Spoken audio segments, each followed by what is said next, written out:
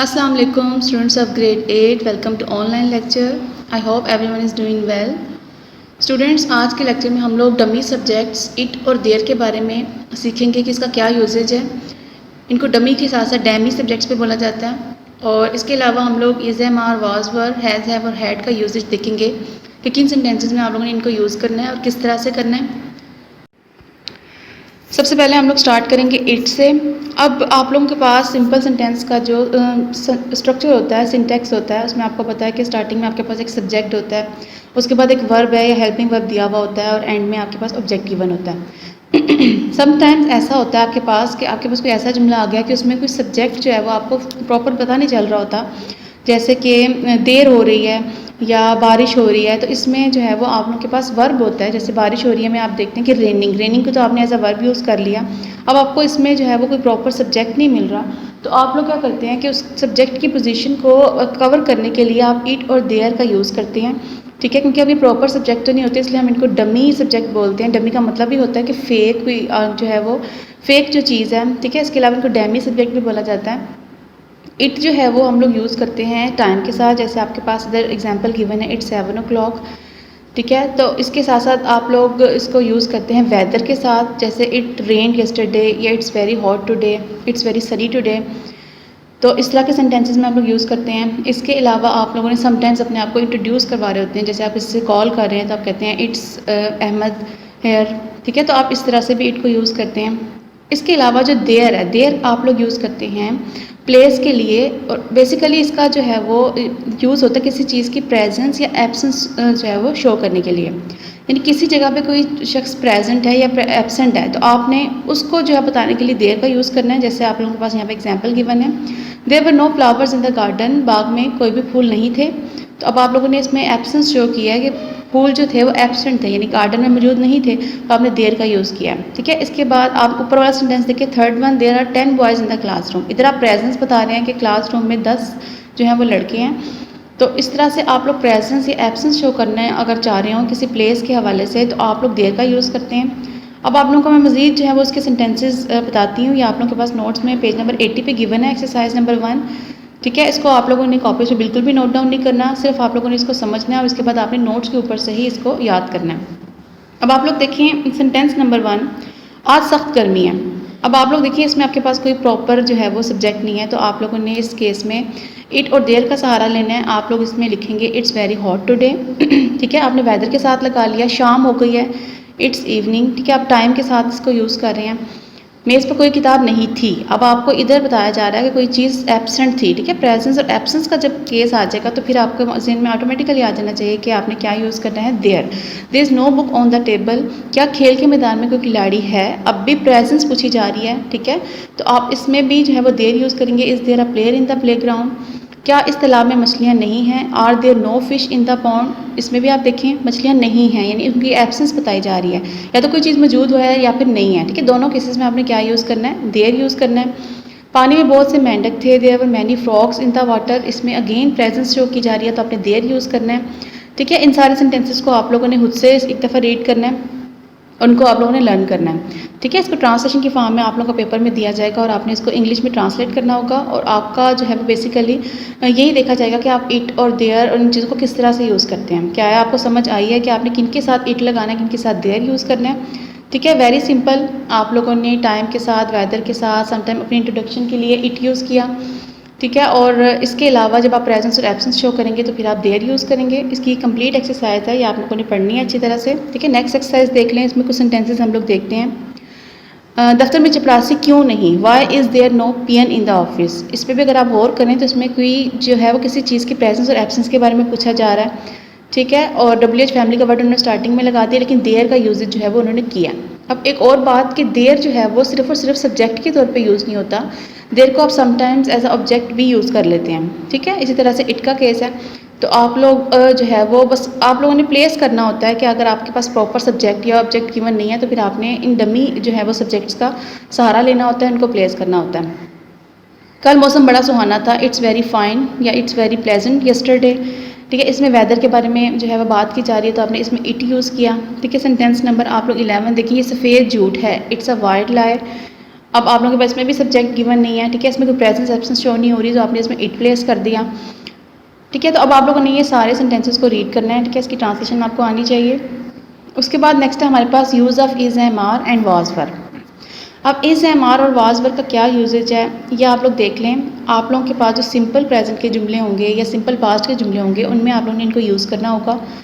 ये आप छोटी क्लासेस में पढ़ते आ रहे हैं। सिंपल है, इसको आप यूज़ करते हैं ही के साथ, शी के साथ, ठीक है, किसी नेम के साथ, इट के साथ।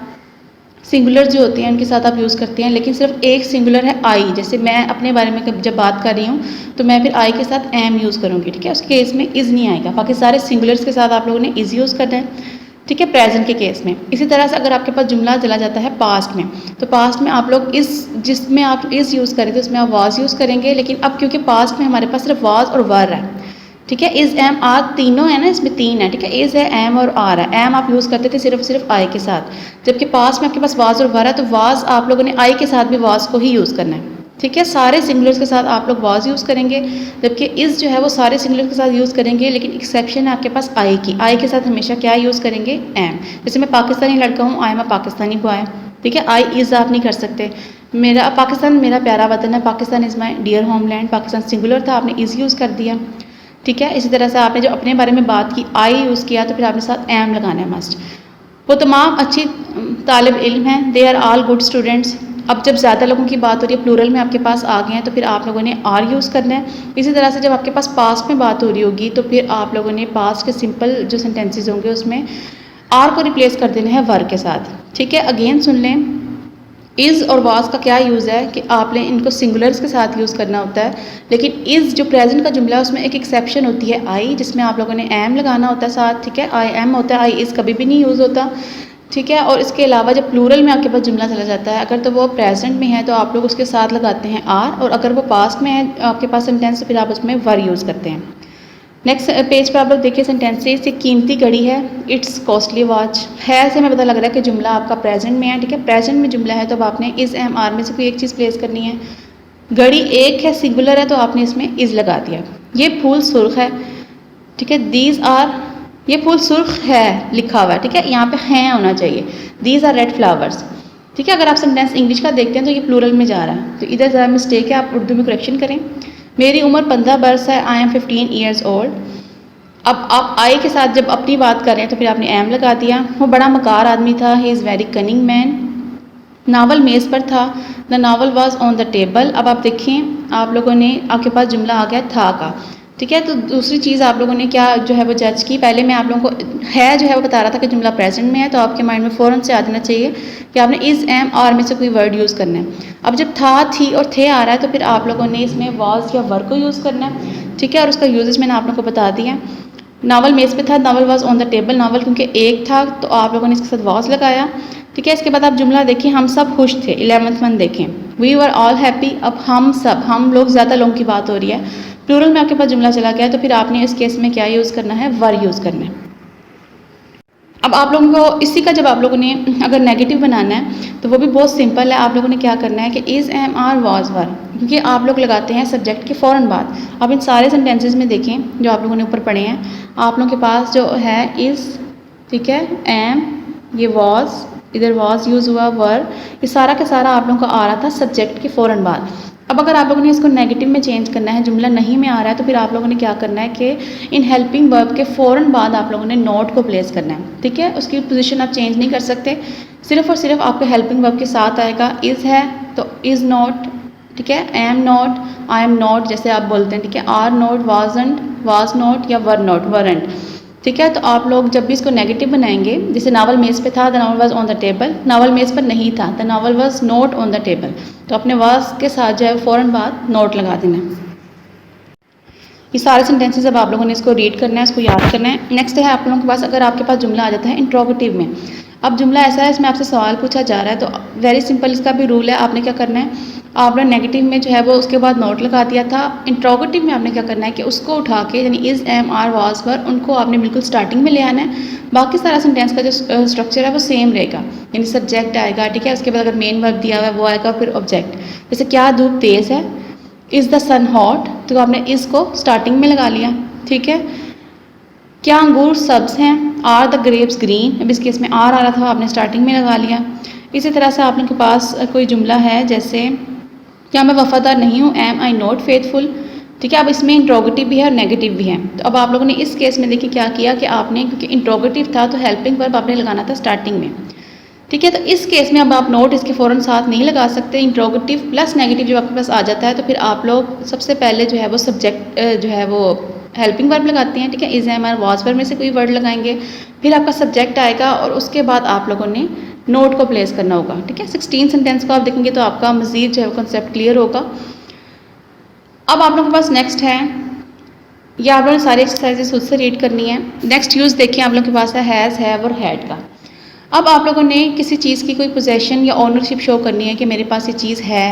ठीक है, और ज़्यादा चीज़ें हैं, कम चीज़ें हैं, ये मैं आपको रूल बाद में बताती हूँ। ठीक है, कोई पोजेशन आप शो कर रहे हैं कि जैसे मेरे पास एक चाकू है, लड़की के पास चाबियाँ हैं, हम घर में किताबें रखते हैं। ठीक, कोई चीज़ आपके पास मौजूद है तो आप लोग इसके लिए जो है वो हैज़, हैव और हैड को यूज़ करते हैं। अब किस केस में हैज़ और हैव आता है, किस केस में हैड? जब भी आप प्रेजेंट में बात कर रहे होंगे तो प्रेजेंट में आप लोगों ने यूज़ करना है हैज़ और हैव को। ठीक है, प्रेजेंट की निशानी क्या होगी? जुमले के एंड में है और हैं होगा या हो आएगा। ठीक है, तो ये वर्ड्स हमें बताएंगे कि आपका जुमला जो है प्रेजेंट में है, तो उसमें आप लोग हैज़ या हैव को यूज़ करेंगे। ठीक है, अब हैज़ को आप किस केस में यूज़ करेंगे? सारे जो आपके पास सिंगुलर हैं उनके साथ यूज़ करेंगे एक्सेप्ट आई। ठीक है, आई एक एक्सेप्शन है, आई के साथ आप हैव लगाते हैं।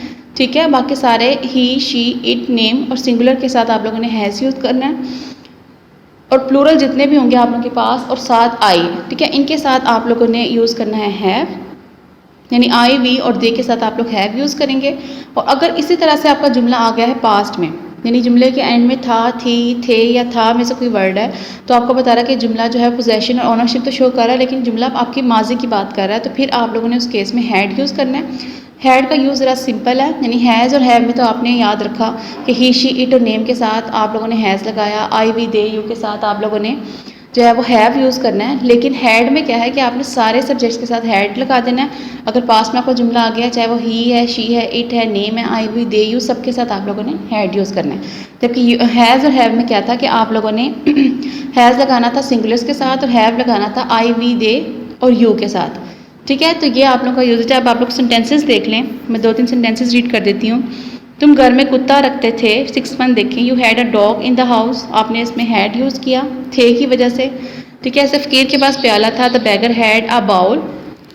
हमारे बाग के इर्द गिर्द बाड़ थी, और garden had a hedge around it. इस तरह से आप लोग प्रेजेंट के देखें, इसके पास एक चाकू है, ही हैज़ अ नाइफ। लड़के के पास लड़की के पास चाबियाँ हैं, द गर्ल हैज़ कीज़। आप घर में, मैं एक उम्दा कैमरा रखता हूँ, I have a fine camera. ठीक है, अब इस केस में देखिए आई लगा हुआ तो आपने साथ हैव लगा दिया है। इसके भाई के पास कई पतंगे हैं, his brother has many kites. Brother क्योंकि सिंगुलर है तो आपने हैज़ यूज़ करना है। ठीक है, इसी तरह से आप देखें, घोड़े के 4 सिम होते हैं, द हॉर्स हैज़ 4 हूफ्स। ठीक है, तो ये आप लोगों के पास है यूज़ ऑफ हैज़ और हैव। ये आप छोटी क्लासेस से करते आ रहे हैं, इसके बारे में मेरे ख्याल से आपके कॉन्सेप्ट ऑलरेडी क्लियर है। लेकिन अब मज़ीद ये सेंटेंसेस जब आप लोग पढ़ेंगे, इसको रीड करेंगे, तो आपका जो मज़ीद जो थोड़ी बहुत कन्फ्यूजन है वो भी निकल जाएगी। तो आपने इन सारे सेंटेंसेस को अच्छी तरह से जो है वो लर्न करना है। ठीक है, लिखने की ज़रूरत नहीं है, लिखना आपने इसको नहीं है, इसका पहले आपने अपने माइंड में कॉन्सेप्ट क्लियर करना है। रट्टा लगाने की बिल्कुल भी कोशिश नहीं करनी। ठीक है, आप लोगों को जो मैंने यूजेस बताया उसे आप साइड पे की बना लें कि आपने इज़ है मार्क किसके साथ लगाना है, वाज वर्क का किस क्या यूज़ है।